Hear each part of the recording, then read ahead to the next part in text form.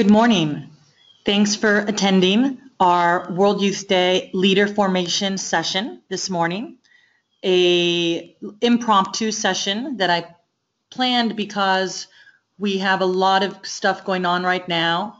And even though I do send emails, I think that everyone is very busy. And so if there's something that's really important that I really need all of you to know and maybe to even act upon, I think that maybe hearing my voice directly will help ensure that these things get done. So I only have, let's see, I have Pablo. I'm going to unmute you. You're my only participant this morning. Live. Pablo, can you hear me? Oh, you muted yourself. I see that you muted yourself. That's fine. Well, welcome, Pablo. Thank you so much for, oh, there you are. Good morning. Thanks for being, you get a special prize, Pablo, when I'm out there tomorrow for being Okay. my one live person here on Saturday morning at 9. So this is really only going to be about half an hour. And I just want to go over some important information that's that some deadlines coming up and things like that. So Pablo, if you have any questions at any time, just jump in. So we're going to. Okay, sounds good. Yes. Okay. So let's join together in prayer with the World Youth Day USA prayer. This isn't the Krakow prayer. This is a special prayer that the U.S. bishops have written. So we'll join together in the name of the Father, the Son, and the Holy Spirit. Amen. God our Father, be with us on our pilgrim journey of faith. Give us the grace and courage to step forward in faith and hope on the road ahead. Lord Jesus, open our eyes to see your face in all those we encounter. Open our ears to hear your voice in those who are often ignored. Open our hearts that we might be faithful disciples of mercy and truth. Holy Spirit, transform us. Empower us to give of ourselves to the poor, to welcome the lost, to forgive those who hurt us, to comfort those who suffer and are marginalized. Bless those who travel on mission from the United States of America to Krakow in Poland, land of divine mercy, to join the Universal Church for World Youth Day. Bless, too, those who celebrate stateside, united in faith and joy. Like the disciples who journeyed up the mountain to witness the transfiguration, may this experience be an encounter that strengthens us for our work in the world. Through the intercession of Mary, the Immaculate Conception, patroness of our nation, may we be worthy witness of our faith, humble representatives of our country, and inspired missionaries bringing peace, hope, and mercy into our communities. Amen. In the name of the Father, the Son, and the Holy Spirit. Amen. So here's the agenda. Oh, where's my agenda? Here's my agenda. I'm just going to talk for a couple minutes about our site inspection to Krakow, which was just a little bit over 2 weeks ago now, or just around 2 weeks ago that we were there. Very, very informative. So glad that we had the opportunity to go and do that. Then I'm going to talk a little bit about our leader formation going forward. Passports and visas, very important. We need to really get locked down on passports right now and any visas that people might need. Cell phone rentals for Poland, because that's another deadline that's coming up very soon. And then we'll just go over the schedule again of the upcoming group events. And then I'll answer any question that you might have, Pablo. And of course, I'm going to see you tomorrow evening as well. So here's just a couple pictures from our site inspection in Krakow. The picture you're seeing right now is the delegation from the Archdiocese of Miami who traveled on this trip. It was Father Vagoa, who, of course, because Archbishop Wenski will be traveling with us, needed to go and scope everything out for the Archbishop and arrange for the private masses that the Archbishop will be saying for us. Next to him, you see my boss, who most of you have met. He's been at many of our meetings, and he'll be with us at World Youth Day, Stephen Colella. His wife, Kari, who traveled with us, and then myself. And then next to Father Vagoa, that is Chris Doobie. So those of you who have been dealing with Doobie Travel Agency, that's Chris, who is just a wonderful, wonderful man. I'm very glad that I got to meet him and spend time with him. And then the two people on the other side of Chris, whose names I don't have in front of me right now, but are two of the organizers. They're young Polish people, and they work there in the Krakow office of World Youth Day. So at this point, I'd like to ask you to please yourselves and then as a group, we must include these people in our prayers constantly. This is such a huge task for them. Krakow is a really small town. Krakow is not like a Miami. Krakow is more like a Gainesville or a Tallahassee, maybe. It's a college town. And to prepare for, anywhere from 2 to 4 million people to come to that town that size with no outside help. The Vatican invites everybody, but the Vatican does not actually plan World Youth Day at all. It is all on the host city or host diocese. So we must pray for these young adults because it is just a huge task that they have in front of them. But they're doing a great job, and they have a lot of preparations in place already. And we're very confident in their abilities, but absolutely they need our continued prayer. The next photo you'll see in here is one of the many churches in Krakow. I forget the exact number, but it's somewhere in the range of 160 churches are in the Krakow area. And remember again that I said Krakow is a much smaller municipality than, let's say, a Miami. And certainly the diocese of Krakow is much smaller than the Archdiocese of Miami. So we have about 115 parishes here in the Archdiocese of Miami, from Key West up to North Broward. So imagine in Krakow, they have about 160 churches. This is one of the most famous churches. We will definitely be at this church at some point during our trip. You can't see because of the lighting, but there's a bright light kind of over the doorway of that church. This is the Cathedral of St. Mary, by the way. And that is a World Youth Day countdown clock that they have posted there. And it is just an incredibly beautiful church. I think the next picture I have is of the inside. It is. This is the inside of that beautiful, beautiful church. Leaders, and this is an issue that also touches upon leader formation. If you have not seen the film Schindler's List, I recommend very strongly that you do watch it as part of your formation. I definitely don't ask you to have any underage group members watch it.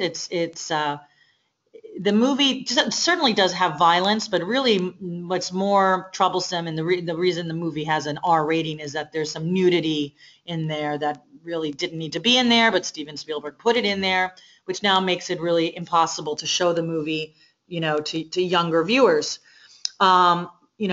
Once you've seen it, if you feel that, there's young adults in your group who you would feel comfortable watching it, I'll leave that up to you. But as group leaders, the movie Schindler's List really provides a very comprehensive overview of that aspect of Krakow history, of Auschwitz in particular, where we'll be going.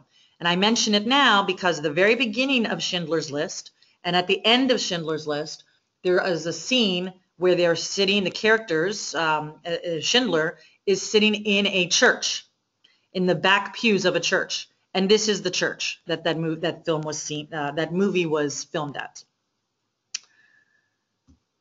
All right, here we have my son, Matthew, who also traveled with us. And I believe he's the one that took that picture of all of us at the Krakow offices. That's why he wasn't in it. But I put this picture here not because my son is so cute, but because I thought it was a great shot of the square. This is the Krakow town square. It is the largest town square of any city in Europe. And it dates to the Middle Ages. It is just exquisite. It was cold when we were there. It was in the 20s and 30s most of the time. And not nearly as crowded as it will be, of course, when we're there in July. But it is just, unlike anything we have in the United States, for sure. And then in the background there to the right of my son Matthew is the St. Mary's Church. We will probably be spending, definitely some time there in that square. There's restaurants all around it. Starbucks is there. There's a Hard Rock Cafe there in the square. In addition, the what they call the cloth market. So if you've done any reading at all about Krakow yet, one of the main tourist sites that they all write about is the cloth market. You can't see it in this picture. It would be basically to the left of Matthew, across the square from St. Mary's Church.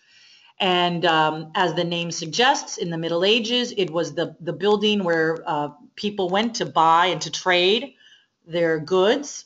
And now it basically is an indoor souvenir shop with all these individual stalls where people sell very traditional Polish gifts. The main kind of traditional Polish gifts you're going to see is jewelry made from amber, which I actually bought a couple pieces. Oh, there's my dog barking in the background. I apologize. I'll bring the amber jewelry to our next leader session, but a lot of amber jewelry.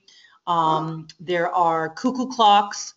There are beautiful wood-carved nativities is another very common Polish item. Glassware.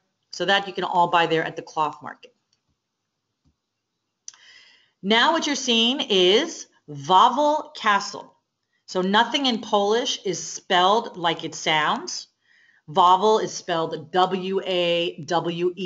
So W's are pronounced like V. And Wawel Castle, and it has a cathedral, which is towards the back. You can kind of see the spires of the cathedral. This was the home for the Polish king and queen for many centuries, and that cathedral is where the Polish kings and queens would be crowned. Krakow is no longer the capital of Poland. That is Warsaw. Krakow is considered the cultural capital of Poland, however. But we will be having one of our group dinners at a restaurant which is directly below this castle. You can't see it in this photograph, but on the other side of this castle is the Vistula River. And there is a restaurant that is actually a boat that is docked there right below the castle. And that is where we're going to be having one of our group dinners. So you can always see Wawel Castle from almost anywhere where you are in the old city of Krakow, because it is elevated a little bit. So it'll become a landmark for you. This picture, well, there's Chris Doobie in the middle of the picture looking up at something.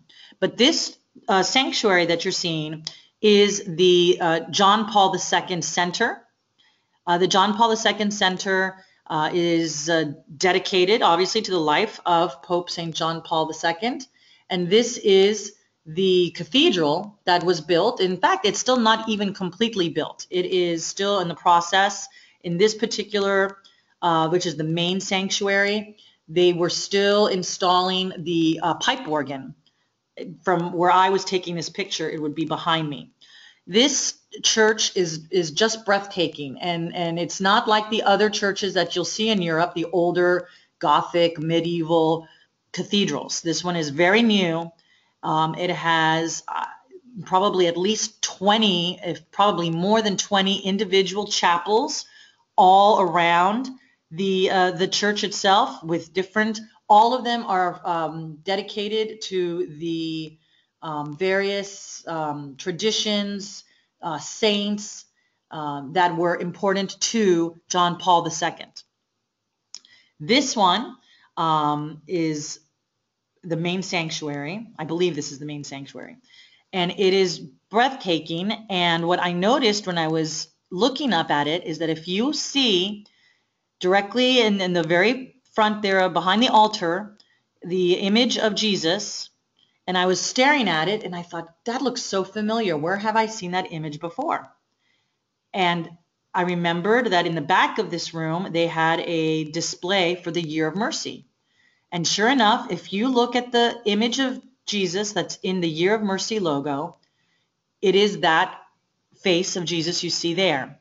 And as it turns out, it's the same artist. So there you go. That's where that image of Jesus from the Year of Mercy came. So we will be visiting this beautiful, beautiful center during our trip. The next photo is of the most difficult part of the trip, and I would have to say, in all honesty, the most difficult place I've ever visited in my entire life. This is Auschwitz II, Birkenau. We will be visiting Auschwitz during our pilgrimage. The Auschwitz the people that run Auschwitz now are working with the organizers of World Youth Day to figure out the best way to get all of the people through Auschwitz that will be there. Auschwitz is divided into two separate facilities. They're a short, you can walk between the two of them, or they're a very short drive between Auschwitz I and Auschwitz II. Auschwitz I is much smaller and was actually Polish army barracks before the Nazis took it over and converted it to a concentration camp. The buildings are all original, authentic, and very little, in fact, really nothing has been done to modernize them. They maintain them, but they have not, done anything to modernize them. So the floors that you're walking on and the steps that you're walking on are the same exact steps from the time of World War II. And they're small. So already the buildings you can see are very aged, and the people who run Auschwitz are very concerned about the impact of 1 million or more people walking through those buildings in a short period of time. This photo that you're looking at is Auschwitz II, which is also known as Birkenau. This was built by the Nazis using the prisoners from Auschwitz I. This is the main entrance to it, and the train tracks are running in through that tunnel you see there. This is not so much of an issue to visit, because the buildings that remain there where the people were housed, where 1.2 million people were murdered, are basically very large stables. They were built using the blueprints for horse stables in Germany. So a stable that was designed to hold 50 horses, they built, there's I think 20 or 30 of these stables, if not more, and 400 humans were housed in those stables. And so you can walk through them no problem. The floors are just the earth. There's nothing to damage there. The museum, however, that contains the displays of the items that people left behind and other very, very moving displays, are at the other Auschwitz. And that's where they are trying to figure out if perhaps they can move some of those displays out into the general area so that people can see them and experience them, but without necessarily walking through the building. So once we know more about that, we'll let you know. I assure you that even if you do not walk into any of the actual barracks at Auschwitz I, you will be a different person having actually visited either of these terrible places. Here's another highlight of our site inspection and of our pilgrimage in July. What you're looking at there is the actual image of Our Lady of Czestochowa, also known more commonly today as the Black Madonna. And here's a little thing that I did not know about this image. When you're looking at this painting, you're only seeing the face of Mary and the baby Jesus and those two hands. That's the only part of the painting that you're actually seeing.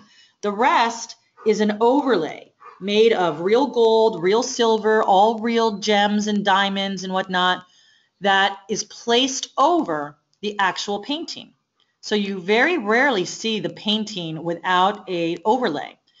And they have many of these overlays. They switch them out, not that commonly. I believe it's actually, every couple of years, or maybe for a particular holiday, they'll switch the overlay. but there is another room here at the monastery at Czestochowa where you can see the other overlays as they wait, as they're in storage basically.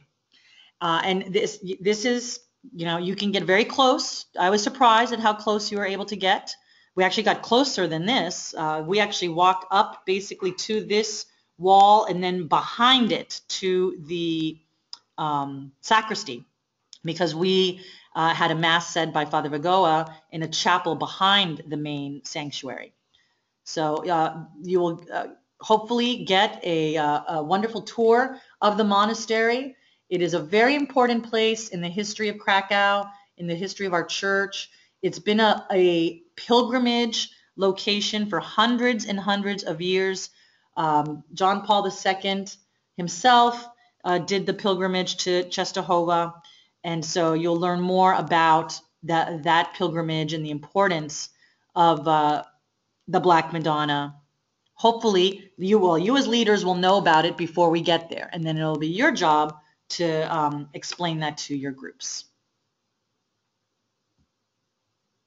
So that's the end of the photos. Now let's go ahead and get into kind of the meat of what I wanted to talk with you today about. This is the second webinar that I've done.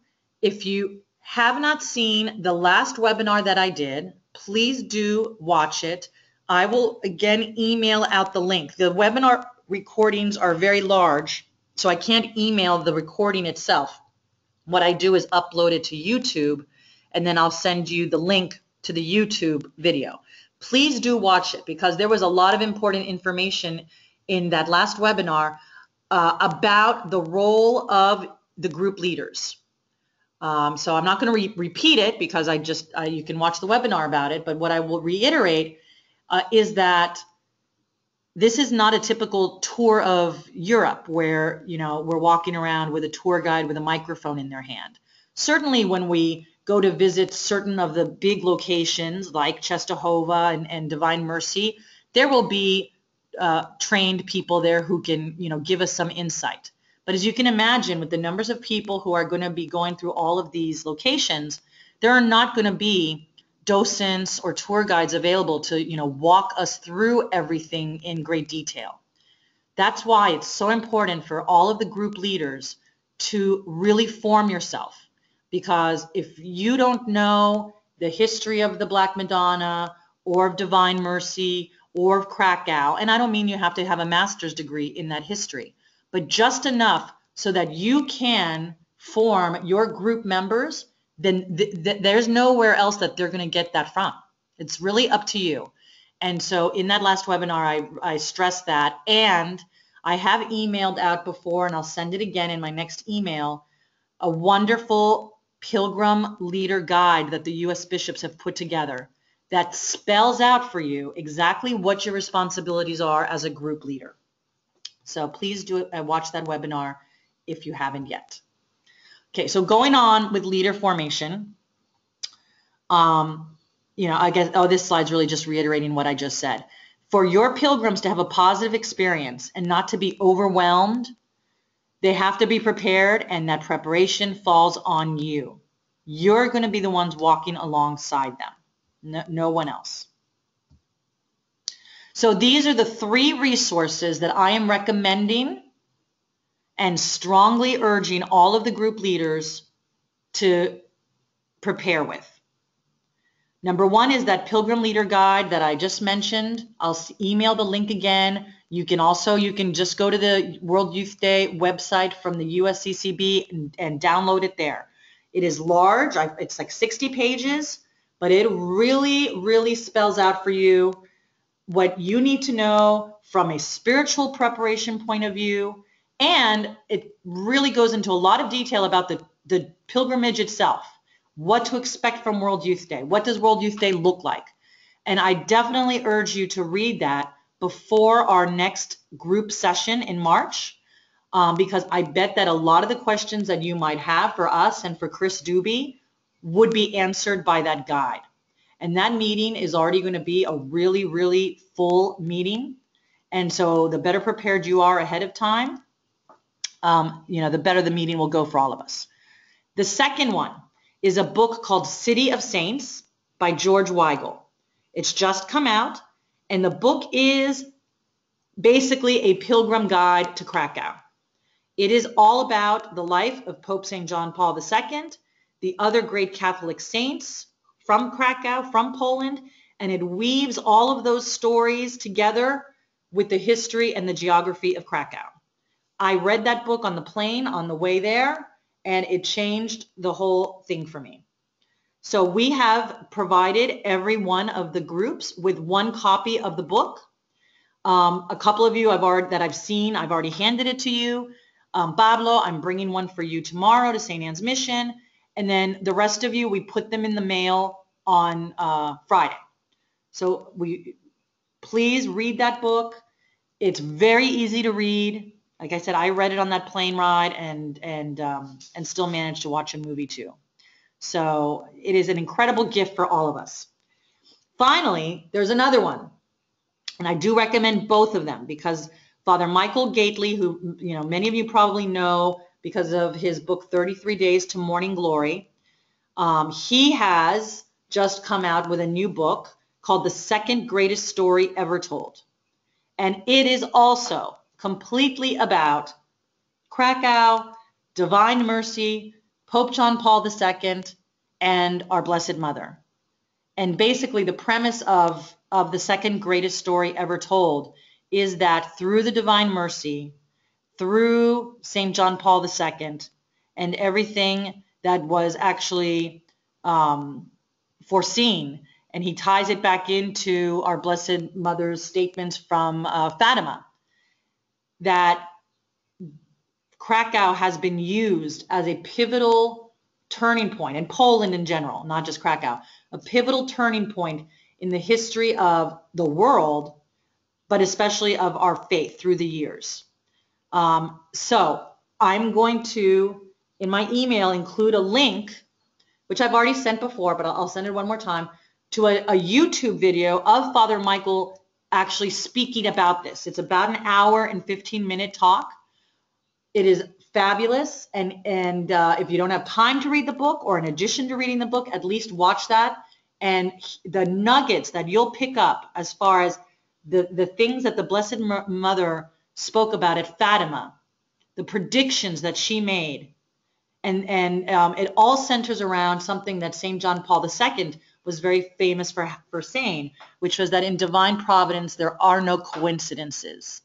And when you look at the timing of events in the history of Poland, in the history of Pope John Paul II's own life, the fact that he passed away on the vigil of the Feast of Divine Mercy, I mean, it's just incredible. So those are the three that I really feel that if you really, read these three resources, watch that video, you will be very adequately prepared to lead your group through World Youth Day.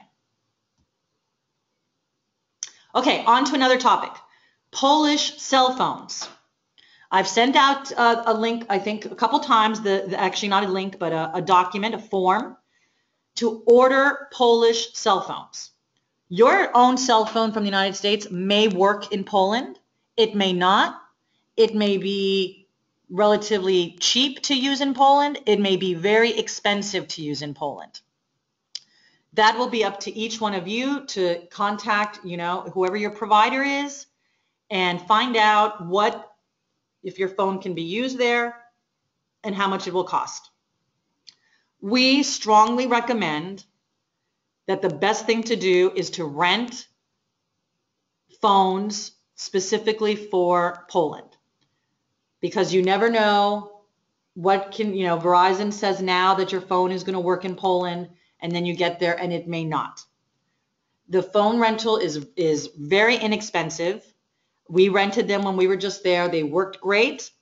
And the great thing too is that, so every group, when you rent your phones, your Polish phone numbers will automatically be inputted into everyone else's phone, right? So we'll all have those phone numbers already input into those phones. They're cheap. On the form, you'll see there's an option between a smartphone and a regular phone. And believe me, when they say smartphone, they don't mean like an iPhone. A regular phone is like, it looks like a child's phone, but it works. You can text on it and you can call on it. And that's really all that you'll need. The difference is if you want a smartphone is if you want to be able to access, Facebook, Twitter. There will be a World Youth Day app that will be coming out that I've heard is very useful, that you would only be able to access from your a smartphone. Now, I also want to let you know that there is Wi-Fi pretty readily available all over Krakow. The hotels all have Wi-Fi. So with your regular phones from the United States, if they are Wi-Fi capable, you would always be able to use them to get on Wi-Fi to do those things when you're around Wi-Fi. But as far as, our main concern is not whether you can tweet or post on Facebook. It's if we don't know where you are, if there's an emergency, if we need to get in touch with one of our groups, that's our main concern. And so in order to guarantee that, we are asking, we're not demanding it, but we're asking that every group rent those Polish cell phones. On that paperwork, you're going to see it says the deadline is April 1st. But in the past, when, because they always do this for World Youth Day, whatever country it's in, they do this rental, they have run out of allocated phones before that deadline. So I'm saying this now because I don't want you to delay. I just submitted our request for our phones, and I urge you to do the same for yours because we want to make sure that you don't get locked out of having a phone. Okay, super important, passports. Passports. We need a copy of the inside page of every person's passport. So that's the page that has their picture. We need that no later than March 4th. Really, March 4th is when I have to get it into Doobie Travel, so I would appreciate it having it before then. This is absolutely mandatory. This is for many reasons. Number one, it's because right around March 4th is when the final rosters will be sent to the airlines. Those tickets have already been purchased, but when you purchase group tickets on a huge scale like Doobie's doing, they'll let you purchase them without the final names, but no more. Like that deadline's coming up. And once those names are submitted to the airline and Chris Doobie says these are the final names, if a single initial needs to be changed after that, there's going to be a cost.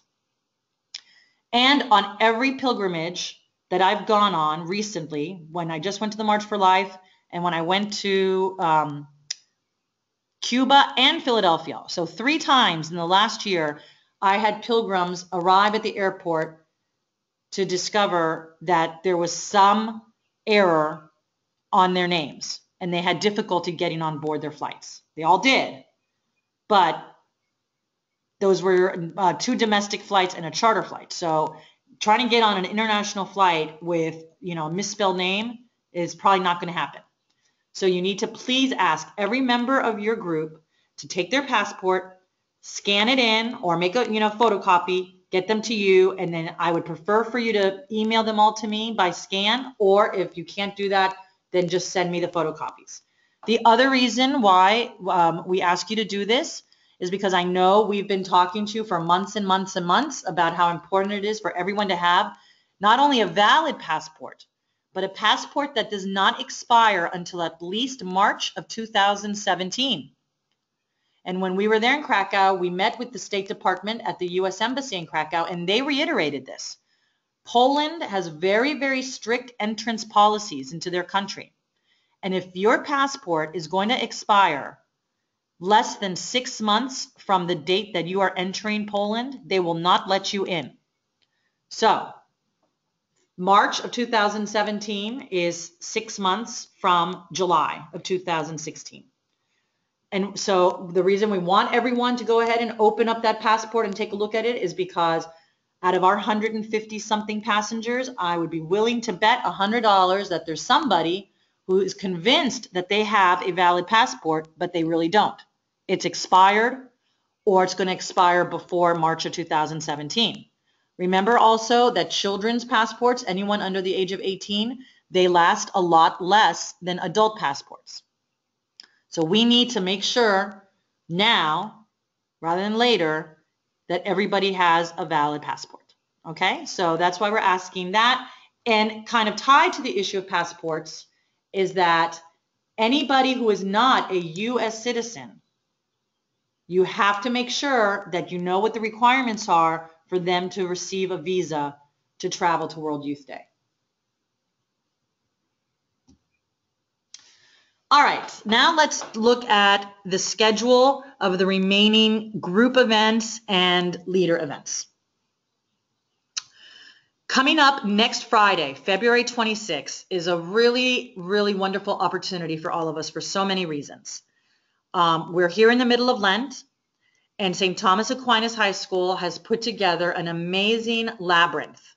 A labyrinth, and I emailed all of you the invitation, and in that invitation it actually describes what is a labyrinth, the history of the labyrinth. It is a very special prayer opportunity, and in addition, that evening, February 26th, there will begin at 7 p.m. with a Taizé service.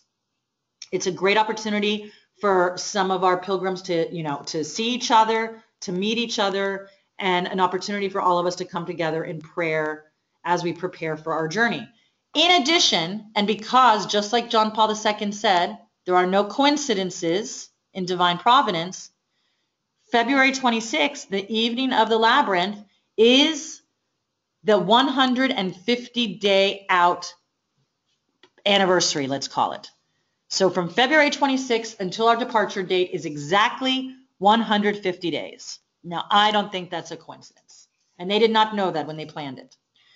And so in honor of that, St. Thomas Aquinas is even going to provide us a cake to celebrate. So who can say no to cake?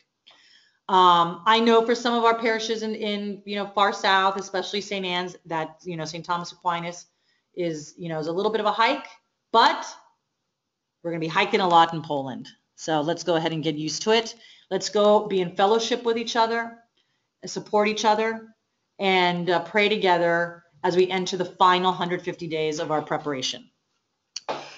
Now, March 15th, and I keep on reiterating this because it's a new date from what was on the original schedule, but we changed it now several months ago.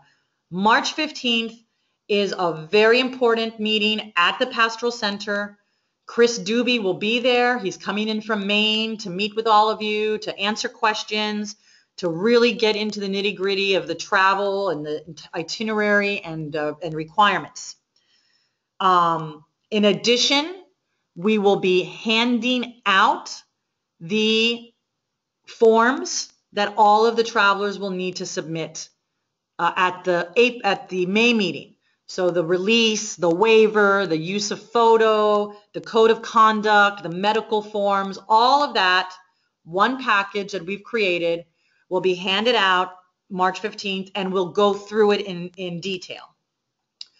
We are hoping to start that meeting at 6:30 instead of 7, only because we anticipate it being a very full meeting. I'm going to send out a separate email about that to try to gauge and see, if that's going to be possible for most people to get there by 6:30, if not 7. We would just rather do that than be there until 10. But if people really can't get there till 7, that may be what we end up doing. Definitely plan on having at least one person from your group there, if not two, as far as leaders are concerned. And plan on it being a very full meeting. April 10th, we have a reservation to visit the Holocaust Museum on Miami Beach as a group.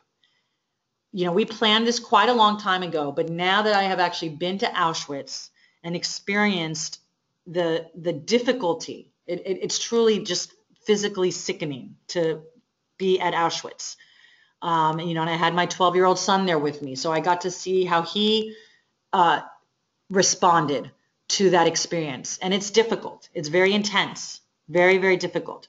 So more than ever, I think that visiting the Holocaust Museum here before going to Auschwitz is very necessary for our group.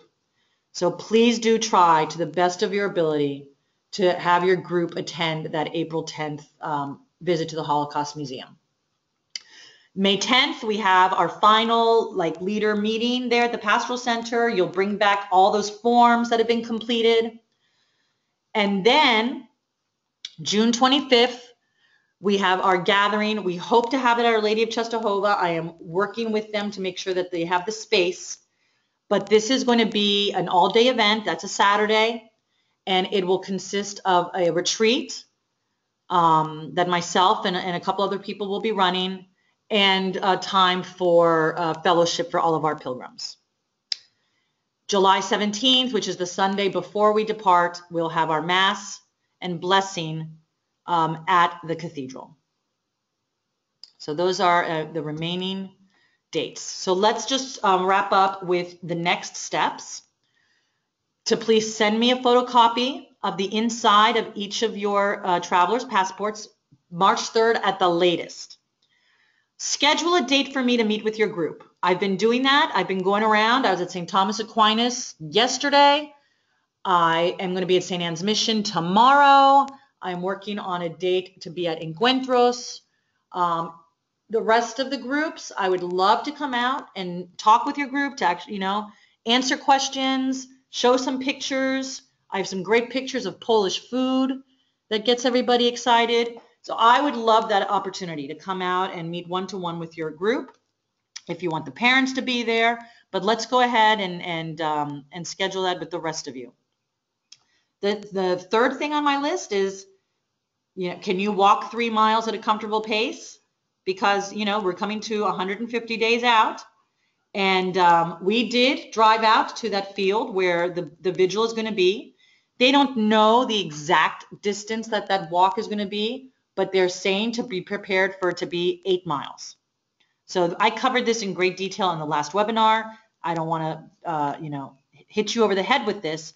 But aside from that 8-mile round trip, so 16-mile round trip hike, we're going to be walking a lot. When we go to visit the Divine Mercy and the John Paul II Center, which are very near each other, that's actually going to be a walking pilgrimage as well of a couple miles. So right now, coming to the very end of February, almost March, you should be able to walk 3 miles at a comfortable pace. And I'm going to continue to encourage you to not just assume that you can walk 8 miles straight. Very few people have ever done that. I don't care how much you think you walk in your normal life. It is very rare for someone, unless you're in a race or, some kind of organized thing, to walk 8 miles straight really without stopping. And as leaders especially, you need to be able to be there with your kids. I mean, and some of you have a very good leader ratio and some of you are very tight on leaders. And so, if you can't make the walk, what's going to happen to your group? So, that's why I'm going to continue to bring this up, the importance, and for the pilgrims themselves, because as I said in the last webinar, we've got plenty of young people who aren't very active, and may not like to walk very much. So just as important as praying and learning about the history of Krakow is getting out there and making sure that your group is healthy enough to walk. Number 4, please watch the video of Father Michael Gately talking about the second greatest story ever told, and read George Weigel's book. And then finally, I created a Facebook group called the Archdiocese of Miami World Youth Day Pilgrimage.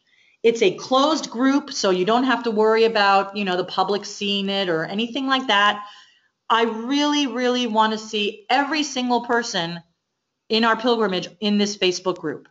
All of our kids, all of our young adults, all of our leaders and parents.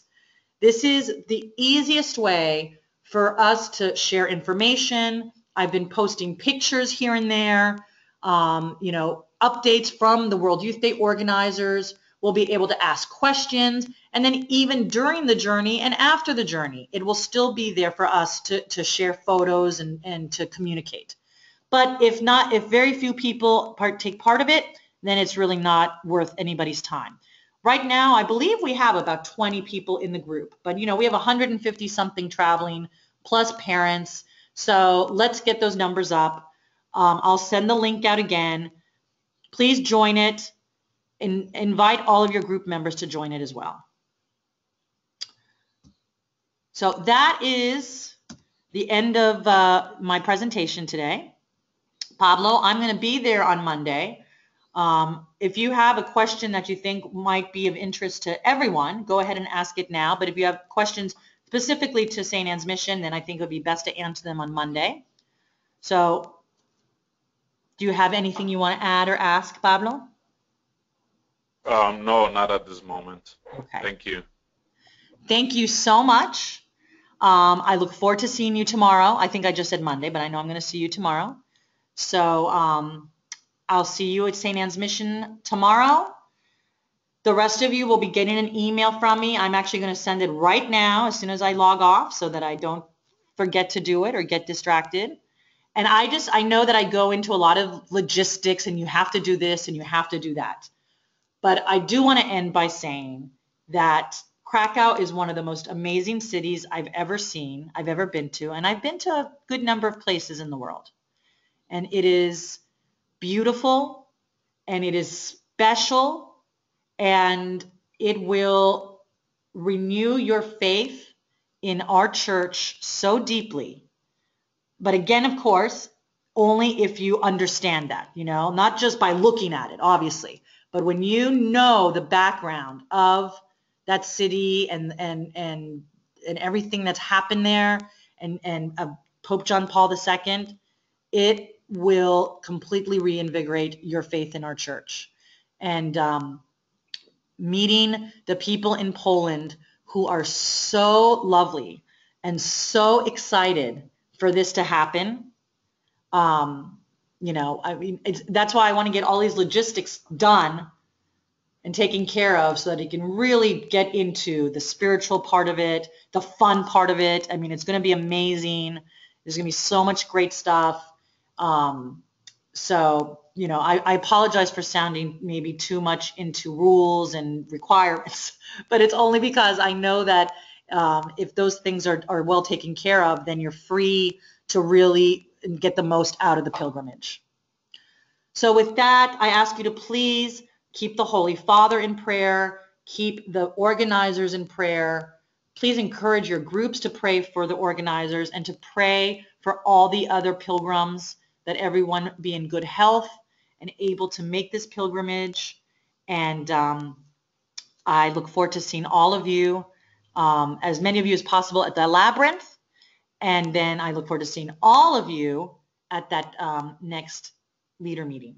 So with that, have a wonderful weekend, and God bless you. And Pablo, I'll see you tomorrow. Bye-bye. Okay, see you tomorrow. Thank you. Okay, bye. Bye-bye.